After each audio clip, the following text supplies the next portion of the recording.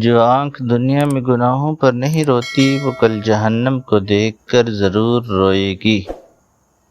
جہنم کی آگ سے بچنے کا سب سے آسان راستہ دنیا میں نفس کی آگ کو بجھانا ہے۔ اللہ تعالیٰ کا سب سے بڑا عذاب یہ ہوگا کہ وہ دوزخیوں کی طرف نظر بھی نہیں کرے گا۔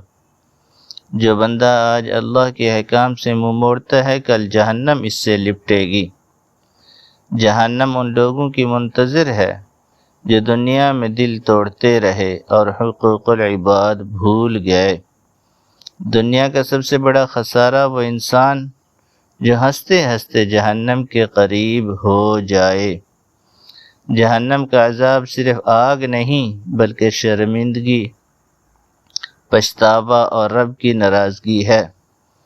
جو آج دنیا میں نفس کی پیروی کرتا ہے وہ کل جہنم کی زنجیروں کا اسیر ہوگا۔